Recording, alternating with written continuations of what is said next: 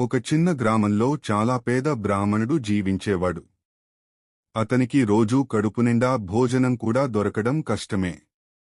ఒకరోజు గ్రామంలోని ఓ దయగల వ్యక్తి అతనికి కానుకగా ఒక పెద్ద మట్టికుండ నిండా పిండి ఇచ్చాడు. ఆ బ్రాహ్మణుడు ఆ కుండను ఎంతో జాగ్రత్తగా ఇంటికి తీసుకెళ్లి తన మంచం పక్కన పెట్టుకున్నాడు. ఆ రాత్రి ఆకలి కంటే ఆశలు ఎక్కువగా అతని మనసులో పరుగెత్తాయి. ఈ పిండిని అమ్మేస్తాను. వచ్చిన డబ్బుతో ఒక మేక కొనుగోలు చేస్తాను. ఆ మేక పిల్లలను పెడుతుంది. వాటిని అమ్మి ఆవులు కొంటాను. తర్వాత గుర్రం కొంటాను.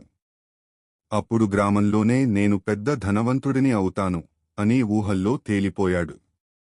కొద్దిసేపటికి అతని కలలు ఇంకా పెద్దవయ్యాయి. ధనవంతుడినయ్యాక మంచి కుటుంబంలో పెళ్లి చేసుకుంటాను. కొంతకాలానికి నాకు ఒక బాబు పుడతాడు.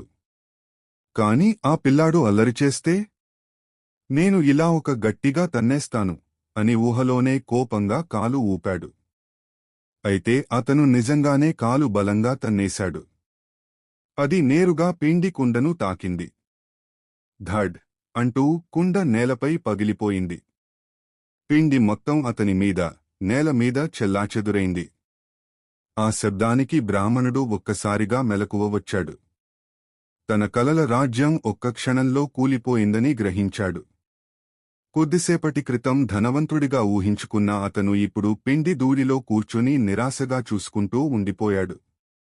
నీతి: కేవలం కలలతో కాదు, నిజమైన కష్టంతో, బలమైన పునాదులతోనే విజయాన్ని నిర్మించాలి. ఇలాంటి మరిన్ని వీడియోస్ కోసం మా ఛానల్ని సబ్స్క్రైబ్ చేయండి.